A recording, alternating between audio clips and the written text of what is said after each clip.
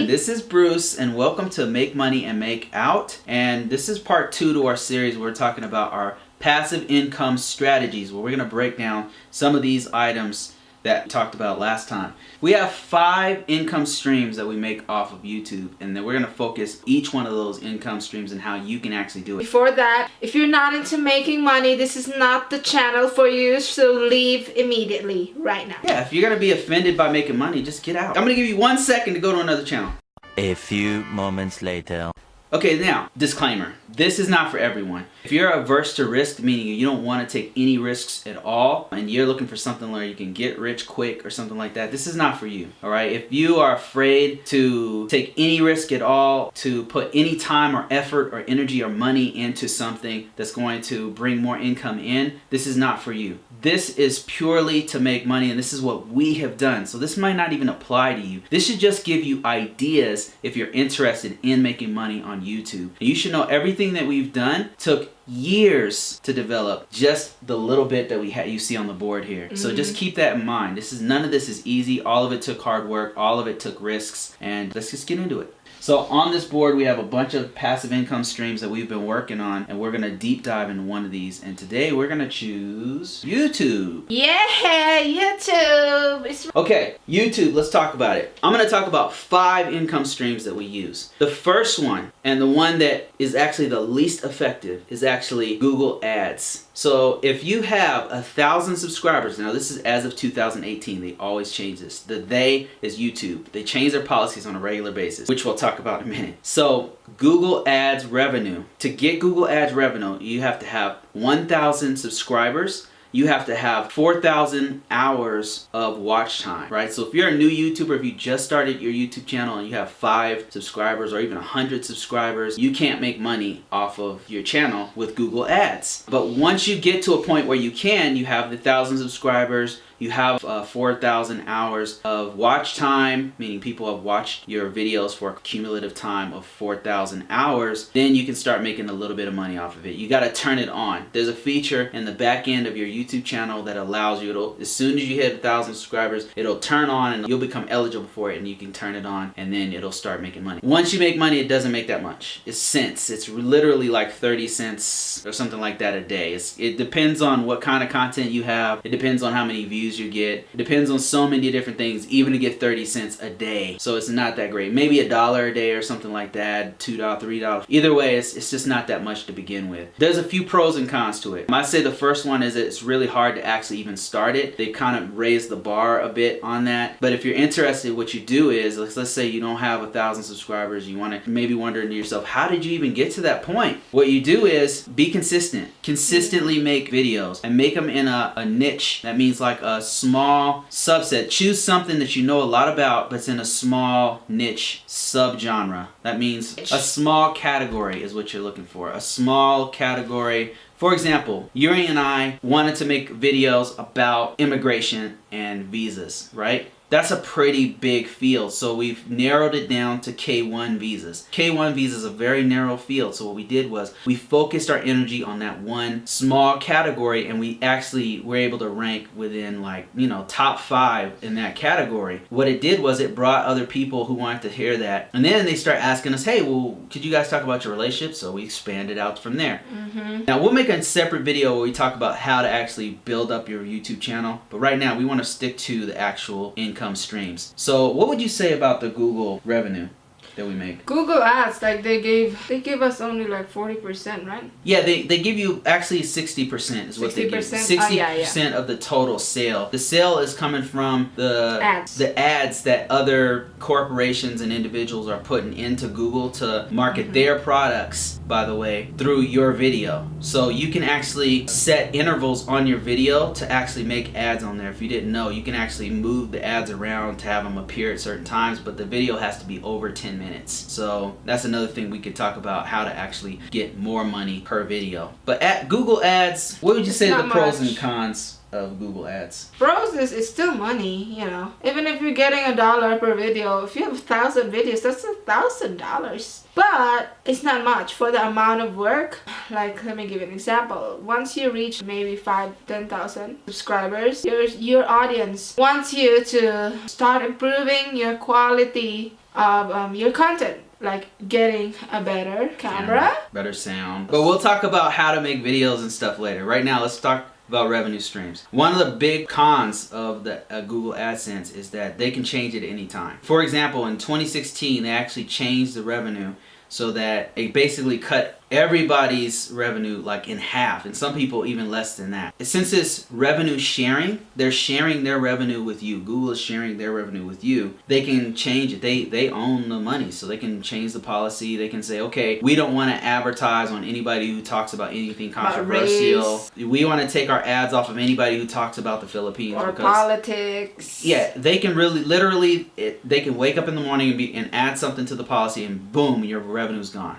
So that's one of the big problems with ad revenue. Google ad revenue. Let's go to the next one. Number 4 is donations and sponsorships. Now, I'm not talking about charity. I'm not talking about you just asking for money. Oh, please give me money. Please give me, you know. No, I'm talking about people who like your content so much that they're willing to donate or sponsor you. They want you to make more videos, so they give you money so that you can continue to make those quality videos. Super chat is one way that makes this possible. Now, you have to have a certain amount of videos. You have to have a certain amount. There's certain things that you have to have in order to get super chat, but super chat is one way to make money. But also you can link them to your PayPal, Streamlabs. So there's Patreon is another one. Those are things that you can add to your video, to your channel, that allows people, if they love your content, if they want you to keep going, you can add those things on there, and then they'll donate to you. Now, you have to have a pretty strong following, and people have to value your content in order for that to happen. But it is possible, and I would say that it's better than ad revenue, because that's something that it really depends on your subscribers. It doesn't depend on Google ads. Yeah, and also sponsorship. You can accept sponsorship. We don't have that yet, but I think pretty much soon we're gonna have it. Yeah, that's another thing that YouTubers do, is to accept like a paid sponsorship from companies or businesses that would wanna sponsor you to be featured in your YouTube video. Number 3 is affiliate links. And affiliate links are pretty awesome because actually they can be very powerful on your YouTube channel. Now, it depends on how popular you are. It really depends on how much content you have and the quality of your content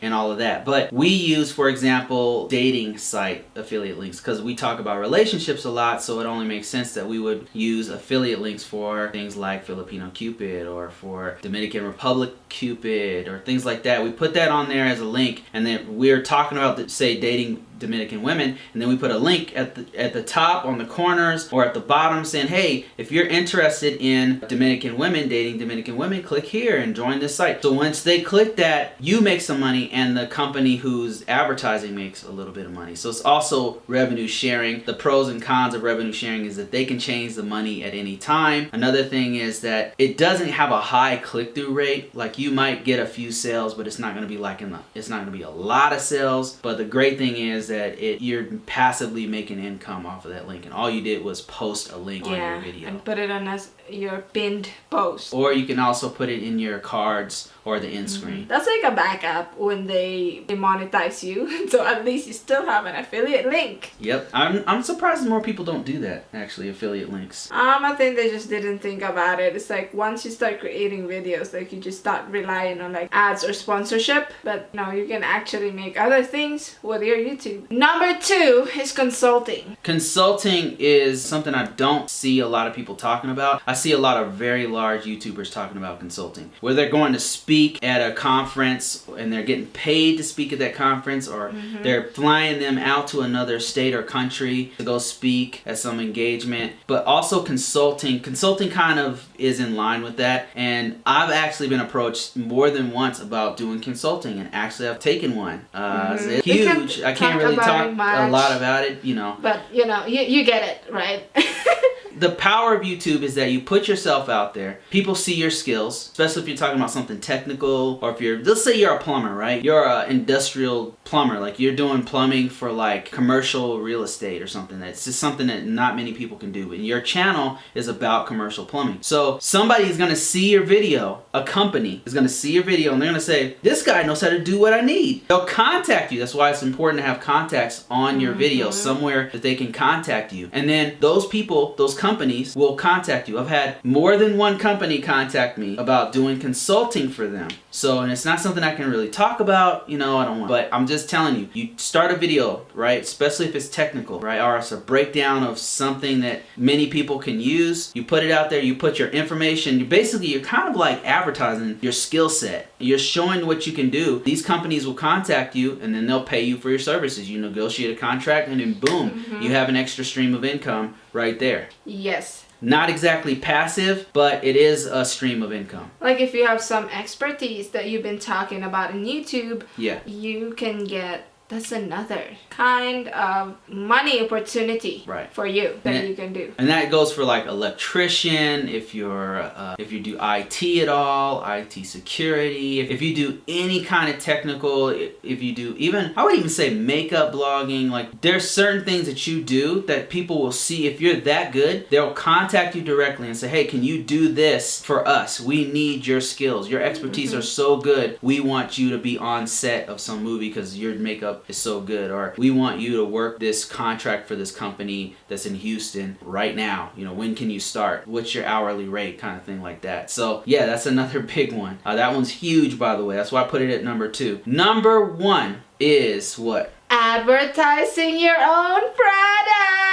Speaking of, go to teesprings.com, Yuri Brew store, and you can get our merch in there. We have different kinds. We have Gold Digger. We have a Make Money Make Out shirts and hoodies. These and check it out. Made it affordable so that the people who wants to have, you know, want to be motivated, you gotta wear it. You also have books. Let's give you an example. Our book, we have 5 Stages of Love, right? Which is in line with one of our other channels. We have a Visa approved book, which is also in line with one of our channels. We use our platform. This platform, YouTube, is so powerful for getting sales, and I'm really surprised more people don't do it, because you don't even have to have 1,000 subscribers and 4,000 hours of watch time to start. You can start immediately. If you have a product, you can promote it from your channel immediately, and I would suggest once you have 100 subscribers, you should start doing it. 100 subscribers. You don't want to immediately start pushing products on people and you don't have any subscribers, but you definitely want to have some content, and then you start putting it out there. It's so huge because you control that content. You control the products, the services. You control that. YouTube doesn't control it. The sponsors don't control it. It's not an affiliate link. It's you that controls it completely. So that's why I think it's the most powerful income stream. And the only cons I would say about it is that it takes work to create it. You know, it takes work to create this. Like, it takes time and money and energy to actually create those products that we have on the side. We have courses, we have books, we have merch, and all that stuff sells with our YouTube channel. Yes, and speaking of books, 5 Stages of Love, guys, that's a really good book. My husband's also selling this course that we just finished